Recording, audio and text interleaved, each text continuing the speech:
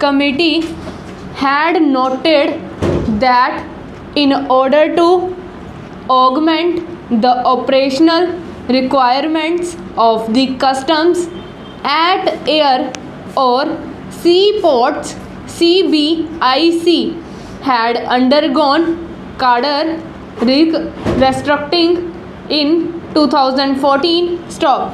Though the subsequent cadre review was due in 2018, no mention of the same was made before the committee, despite the representatives of the ministry having deposed before the committee in the second half of 2018 stop. The committee had therefore desired to be apprised of the status thereof and the steps taken to have adequate number of officers at air or seaports for enabling faster clearance of goods stock. The committee note that the process was initiated for formulating a comprehensive proposal for cadre restructuring for all group and reorganization of the field formation, with the board constituting a working group and the core team for cadre restructuring 2018 on 8/6/2018 stop.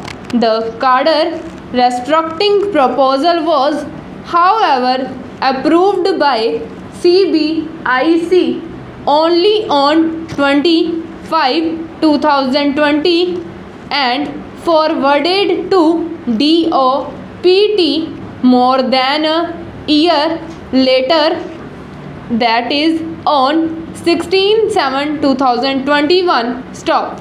The committee observed from the submission of the ministry that the staff strength sanctioned during the previous cadre restructuring is optimally deployed and is being utilized for the enhanced workload that has arisen in the subsequent years stop.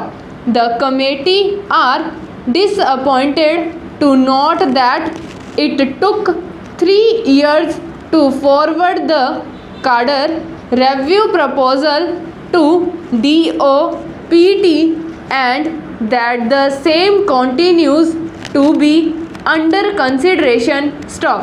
The committee are of the considered opinion that timely cadre restructuring not only helps in ensuring that the workforce is optimally deployed but also in creating an effective compliance monitoring mechanism stop.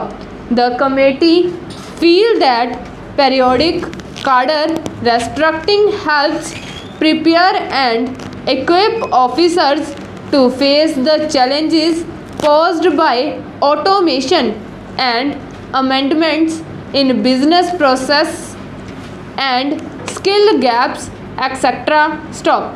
The committee therefore desire that it may be ensured that the cadre restructuring exercise takes place within a crisp framework and timeline so as to improve productivity and quality of deliverables stop.